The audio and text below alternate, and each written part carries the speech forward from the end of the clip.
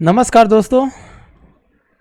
आज ऐसे ही बैठा था तो मुझे लगा संडे के दिन लाइव आया नहीं, तो मुझे लगा कि एक छोटा सा स्टॉक है जिसके बारे में आप लोगों को बताना चाहिए कि कल आज जब मार्केट ओपन होगा 9:15 पर, तो इस स्टॉक में क्या मोमेंटम हो सकता है, थोड़ा इसे हम लोग देखने की कोशिश करेंगे। और कहीं ना कहीं ये स्टॉक बड़ा तेज़ी से ऊपर की साइड में, अगर आप वीकली चार्ट पर भी देखेंगे तो भी वॉल्यूम बना हुआ है, अगर आप डेली चार्ट के ऊपर भी देखेंगे तो भी पिछले एक हफ्ते से बहुत अच्छा इसमें वॉल्यूम बन रहा है। तो क्या ये वाकई में ऊपर निकल सकता है, जिसका प्राइस मात्र 12 रुपये है। तो सबसे पहले इसका ट्रेंड लाइन हम लोग चार्ट के ऊपर लगा देते हैं। और फ्रेंड्स, जो लोग भी नए देख रहे हैं तो प्लीज़ वीडियो को स्किप मत कीजिएगा, क्योंकि अगर आप स्किप करके देखते हैं तो हो सकता है आपको इस स्टॉक का नाम ना मालूम पड़े। इसलिए मैं आपसे रिक्वेस्ट करूंगा कि मात्र आपका 5 से 7 मिनट लूँगा, जहां पर हम लोग इस कंपनी का फंडामेंटल एक बार ज़रूर देखेंगे। क्योंकि अगर वॉल्यूम के साथ ये स्टॉक वाकई में ऊपर निकला है तो क्या इसका फंडामेंटल ठीक है, चांसेस है इसको ऊपर जाने के लिए, या फिर हमें फंसा करके नीचे लेकर के आएगा। जिस तरह से आप देखे होंगे ऑर्चिड प्लाई में इसी तरह से एक ब्रेकआउट हुआ था, और ब्रेकआउट के बाद मैंने उस स्टॉक को लेकर के आया था। तो उस स्टॉक में हम लोगों ने एक बहुत बढ़िया प्रॉफिट कमाया, और इस स्टॉक में भी हम लोग देखेंगे। तो सबसे पहले इस स्टॉक का हम लोग क्या करेंगे, यहाँ पर एक ट्रेंड लाइन लगा करके समझने की कोशिश करते हैं कि क्या वाकई में ब्रेकआउट हुआ है। तो दोस्तों, अगर हम इस तरह से एक ट्रेंड लाइन लगाएं तो इसमें हम लोग देखेंगे कि कहीं ना कहीं ब्रेकआउट भी हुआ है ट्रेंड लाइन का, और जो हमारा 20 का एक्सपोनेंशियल मूविंग एवरेज होता है, जो हमारे वीकली चार्ट, डेली चार्ट या इंट्राडे के चार्ट पर काम करता है। और हम लोग किसी भी स्टॉक को, चाहे किसी भी टाइम फ्रेम पर हो, जब तक 20 SMA के ऊपर रहता है तब तक हम लोग उसमें बुल ट्रेड पॉजिटिव ट्रेड के लिए जाते हैं। लेकिन अगर कोई स्टॉक 20 SMA के नीचे आ जाता है तो हम लोग बेयरिश हो जाते हैं। हमारा माइंडसेट, चाहे वो निफ्टी हो, बैंक निफ्टी हो, चाहे कोई भी स्टॉक ऑप्शन हो, स्टॉक हो, चाहे जो भी हो दोस्तों, तो हम लोग इसे फॉलो करते हैं। और टाइम फ्रेम आप चाहे किसी भी टाइम फ्रेम पर लगा करके इसको आजमाइएगा जरूर, और ये एक बहुत बढ़िया काम करता है, जिसकी वजह से हम लोग बहुत बढ़िया प्रॉफिट भी अर्न करते हैं। तो अगर मैं यहाँ पर देखूं चार्ट के ऊपर, तो 20 एक्सपोनेंशियल मूविंग एवरेज के ऊपर भी निकल चुका है और ट्रेंड लाइन भी ब्रेक कर चुका है। तो यहाँ तक तो हमें बढ़िया लगा, वॉल्यूम भी बहुत बढ़िया बना है। अब हम आते हैं इसके फंडामेंटल के ऊपर। तो फंडामेंटल में हमें 2-3 चीज़ें होती है जो देखना होता है। सबसे पहले हम लोग मार्केट कैप देखते हैं। मार्केट कैप के बाद से हम लोगों को देखना होता है कंपनी का डेट और कंपनी का रिजर्व। तो यहाँ पर आप देखेंगे कंपनी में डेट है 10 करोड़ का, लेकिन अगर डेट है तो कम से कम इस कंपनी के पास 7 करोड़ उसे रिटर्न देने की भी क्षमता है यहाँ पर।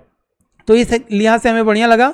और दूसरा जो इम्पोर्टेंट चीज़ होता है दोस्तों, वो होता है प्रोमोटर होल्डिंग का स्टेक। अगर किसी कंपनी में है तो कम से कम 50% के ऊपर प्रोमोटर होल्डिंग का स्टेक अगर किसी कंपनी में है तो वो कंपनी बेसिकली बहुत ही बढ़िया मानी जाती है। लेकिन अगर किसी कंपनी में प्रोमोटर होल्डिंग का स्टेक 50 से 58% तक का है, तो क्या उसका स्टेक कहीं गिरवी तो नहीं रखा हुआ है। तो आप इस कॉलम पर देखेंगे तो ऑलमोस्ट 47% तक का प्रोमोटर होल्डिंग का स्टेक गिरवी है, जिसे हम लोग प्लेजिंग कहा जाता है। तो इस लिहाज से तो हमें ये कंपनी अच्छी नहीं दिख रही है।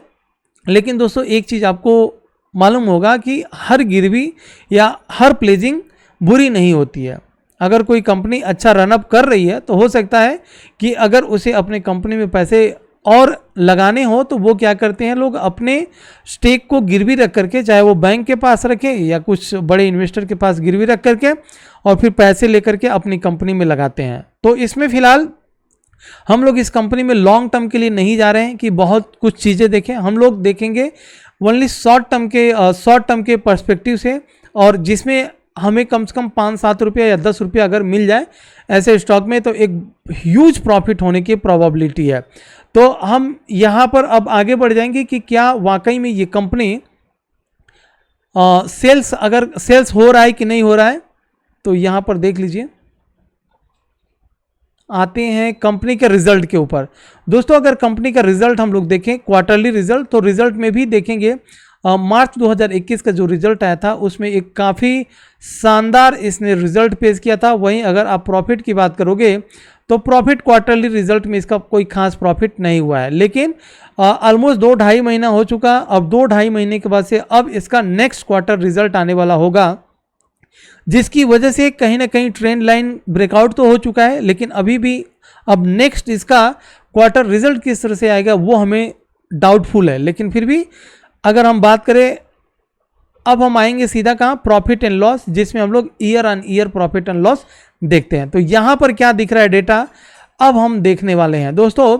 आप देखिएगा इस कंपनी का सेल्स, दोस्तों आप यहाँ पर देखिए मार्च 2022 में सेल्स इसने 88 करोड़ का दिया हुआ है, जो अपने आप में एक बहुत बढ़िया है। 2013 के बाद से इस तरह का इस कंपनी ने सेल्स दिया हुआ है, जो कि एक ह्यूज सेल्स हुआ है। अब अगर इस कंपनी ने सेल्स किया हुआ है तो क्या कंपनी ने प्रॉफिट भी किया हुआ है? जी हाँ दोस्तों, कंपनी अगर आप ईयर ऑन ईयर डेटा को देखेंगे तो कंपनी ने 2013 के बाद से अब तक का ह्यूज प्रॉफिट जो है 6.22 करोड़ का, मतलब ऑलमोस्ट 6.25 करोड़ का कंपनी ने प्रॉफिट किया हुआ है। इसी वजह से आप जब चार्ट पर आएंगे तो चार्ट पर दिखा कि ये कंपनी किस तरह से मोमेंटम निकला हुआ है। फ्रेंड्स अब हम आते हैं सीधा, नहीं तो आप कहोगे कंपनी का नाम नहीं मालूम पड़ा, तो सबसे पहले कंपनी का नाम आप देख लीजिए।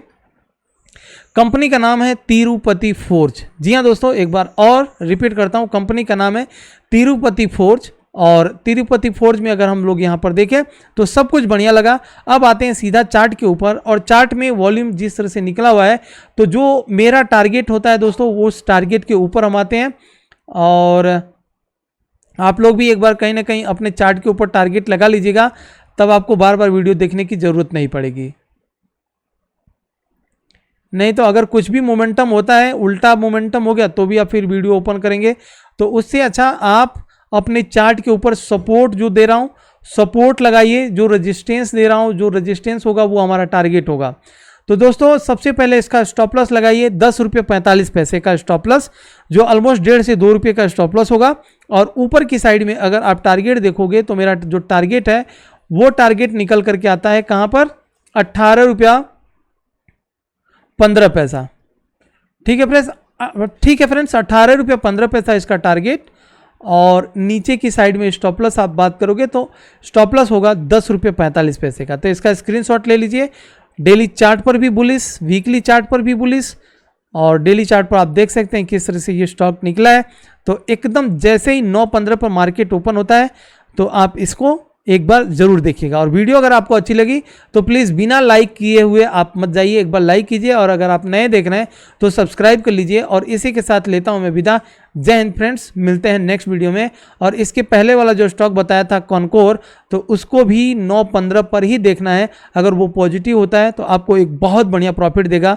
उसके बाद से बाटा इंडिया को जरूर देखिएगा। बाटा इंडिया में भी कहीं ना कहीं ब्रेकआउट हुआ है, लेकिन अगर आप मेरे लाइव सेशन में आते हैं तो वहां पर बाटा इंडिया को हम लोग पिछले 2-3 से ट्रैक कर रहे हैं, जिसमें ब्रेकआउट जब हुआ था तभी से हम लोग बाई करके रखे हैं, बढ़िया प्रॉफिट चल रहा है।